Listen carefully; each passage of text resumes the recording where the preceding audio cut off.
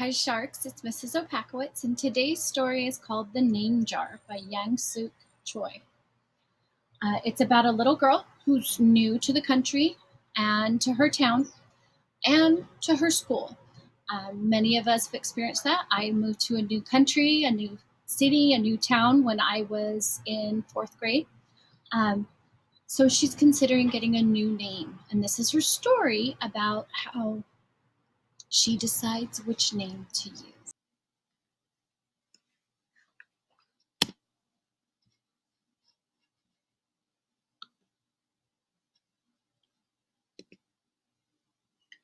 The Name Jar, Yang Suk Choi.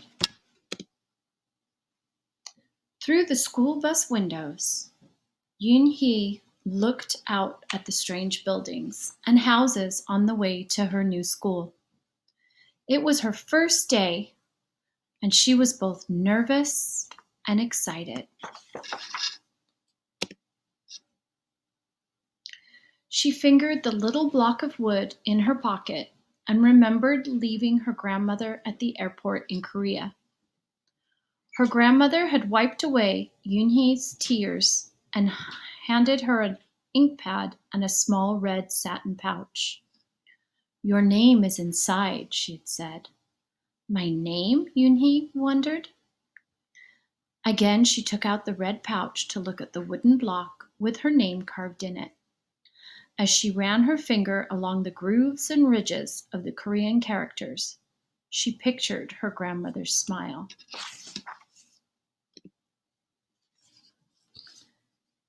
"Is that thing for show and tell?" a boy asked Yoon-hee, surprising her. Yoon-hee looked up as more kids leaned over. "No, it's mine," Yoon-hee answered, quickly putting the pouch back in her pocket. "Are you new here? What's your name?" a girl asked. "Yoon-hee," said Yoon-hee. "Oonay?" the girl asked, scrunching up her face. Oonay, some kids chanted. No, Yoon-hee corrected. It's spelt Unhei. It's pronounced Yoon-hye. "Oh, it's you-hey," the boy said. "Like you, hey. What about hey you?" Just then the bus pulled up at school and the doors opened. Yoon-hee hurried to get off. "You-hey, bye-bye," the kids yelled as she left. Yoon-hee felt herself blush. Yoon-hye stood in the doorway of her new and noisy classroom.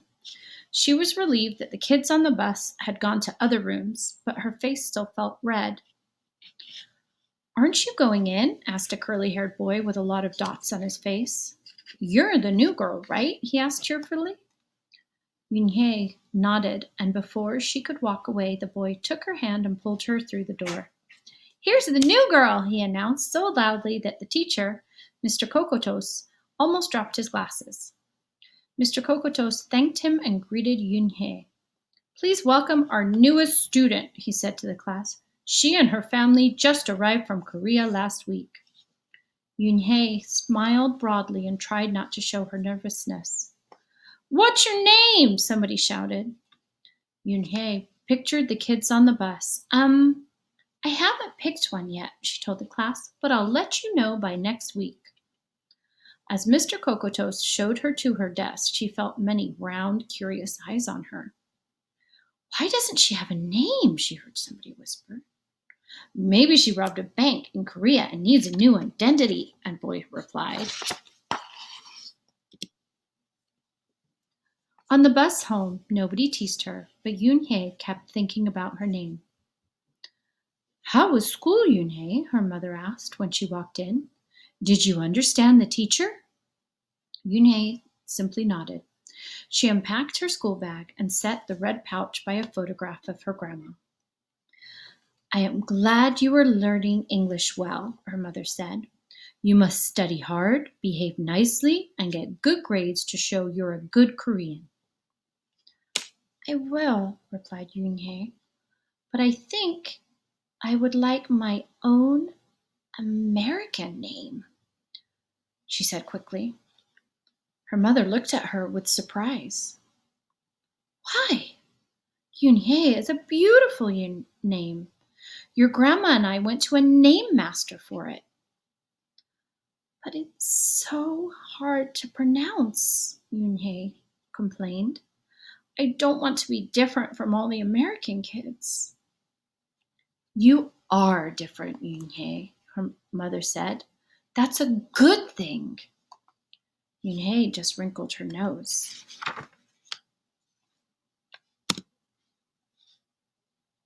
Later that day, Yunhei and her mother went grocery shopping in their new neighborhood.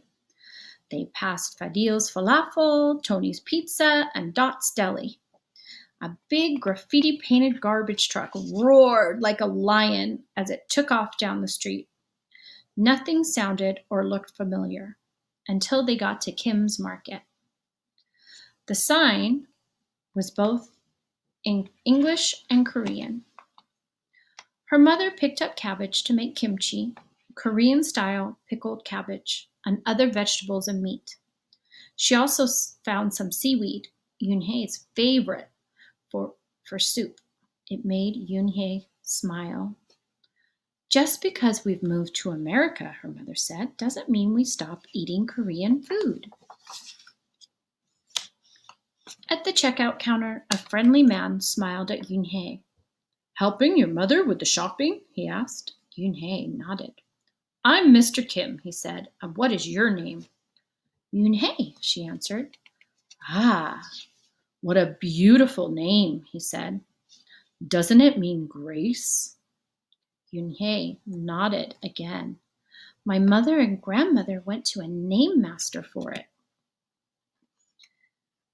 A graceful name for a graceful girl, Mr. Kim said as he put their groceries into bags. Welcome to the neighborhood, Yunhei. That evening, Yunhei stood in front of the bathroom mirror. Hi, my name is Amanda, she said cheerfully. Then she wrinkled her nose. Hi, my name is Laura. Maybe not. Her smile turned down. Nothing sounded right. Nothing felt right. I don't think American kids will like me, she worried as she began to brush her teeth. Hi, my name is Susie, she said in the mirror with her mouth full of toothpaste. The next morning, when Yunhei arrived at school, she found a glass jar on her desk with some pieces of paper in it. Yunhei took one out and read it aloud. Daisy. That's my baby sister's nickname, but she said you can use it if you want, said Cindy, who sat next to her. Yunhei took out the rest of the paper. Tamala, she read.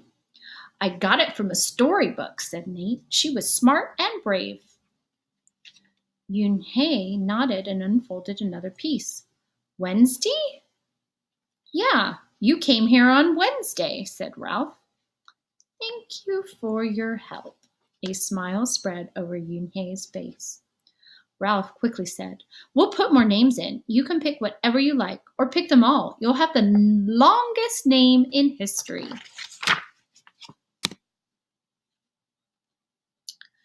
At 3:00, the bell rang for the end of the school day. Yunhei looked out the window and saw it was sprinkling. It's the same rain, she thought, but in a different place.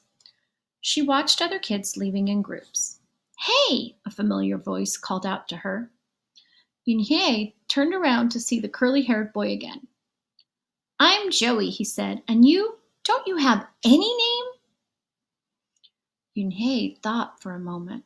Well, I can show you, she said, and took out the small red pouch. She pressed the wooden block on the ink pad and then stamped it on a piece of paper. This is my name stamp, she said. My grandma gave it to me. In Korea, I can use it as a signature when I open a bank account or write a letter. And whenever I miss my grandma, I use it to fill a piece of paper. Want to try it? She offered the stamp to Joey, and he carefully inked the stamp and pressed it hard on the paper. The red characters gleamed against the whiteness. Wow, that's beautiful, Joey said. Can I keep the paper? Sure, Yunhei said, and then the two of them shared her umbrella as they walked to the school bus. Every day the jar got fuller with more names, and Yunhei read them all. She found a few names she liked. Miranda, Stella, Avery. They sounded interesting. I hope you chose the name I put in, Marco told her at snack time. I put in 3 more, said Ralph. Madison, Park, and Lex. They're my favorite street names. Maybe you should close your eyes and draw a name, Rosie suggested. Ralph frowned. That's silly. What if she doesn't like the name she draws? Well, we didn't get to choose our names when we were born, did we? Rosie argued. Everyone thought about this. When Yunhei got home from school that day, her little brother ran to give her a letter. It was from her grandma. She opened it quickly. It said, "To mine, Yunhei, I hope you are enjoying your new school and new friends. Be sure to help your mother and your little brother. Here the moon is up, but there the sun is up. No matter how far apart we are, and no matter how different America is from Korea, you'll always be my Yunhei, your grandmother forever." Yunhei took out her wooden stamp and filled a paper with it. She thought for a long time in front of the bathroom mirror.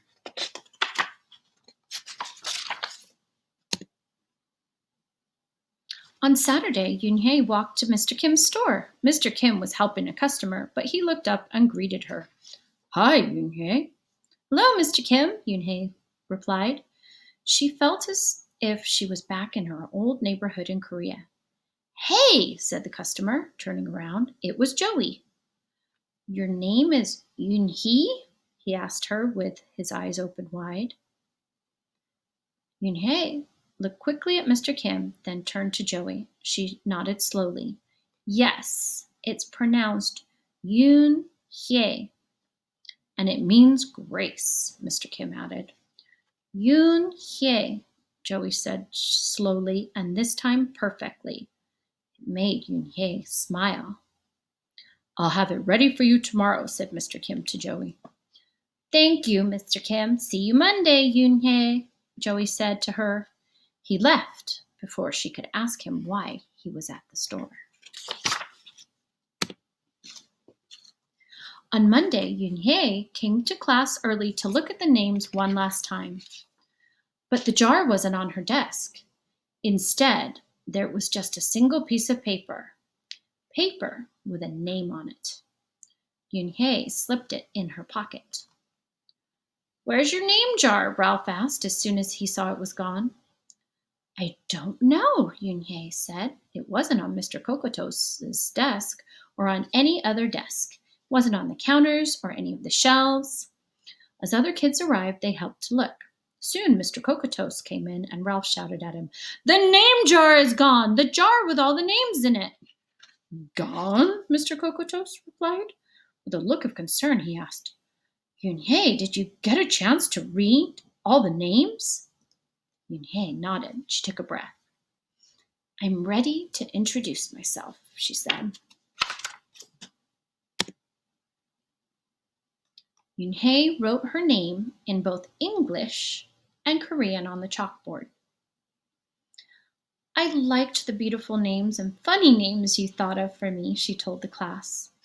But I realized that I like my name best, so I chose it again. Korean names mean something. Yun-hye means grace. Grace, grace, in-hye, shouted Ralph. Everyone tried to say it. Yun-hye, Yun-yi, Yun-hye, Yun. Yun-hye said her name again slowly and clearly. Soon the kids began to say it better, even Mr. Kokotos. They applauded Yun-hye's choice. I was named after a flower, Rosie whispered to Yun-hye. Lots of American names have meanings too, Mr. Cocoa Toast reminded everyone. When the class was dismissed, Yun-hye heard her new friends say goodbye. Bye, Yun-hye. See you tomorrow. Goodbye, Yun-hye. Yun-hye said goodbye and then looked around for Joey, but he was already gone.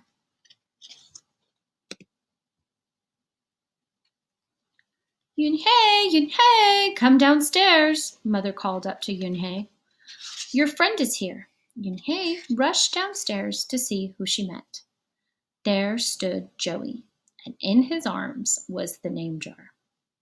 Where did you find it? Asked Yun-hye breathlessly. Joey looked embarrassed. Well, I took it, but only because I wanted you to keep your own name. And you did! He reached in and pulled out the names. Do you want to keep them? He asked. Thank you. I'll keep them as a souvenir, Yun-hye said happily. Then she pulled out the piece of paper from her pocket. Do you want this back? Joey grinned. You can keep it. I'll return the name jar to the class. Maybe you could put some Korean nicknames in it for us. Names with good meanings. I could do that, agreed Yun-hye. I've already got a Korean nickname, Joey said. Mr. Kim helped me choose it.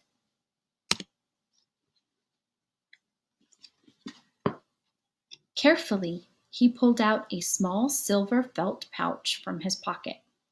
Then he took out a dark wooden stamp with the beautiful Korean characters carved sharply into it. He pressed it on the ink pad and then on the piece of paper next to her. Chinku, read Yun-hye. That means friend. And Chinku smiled back.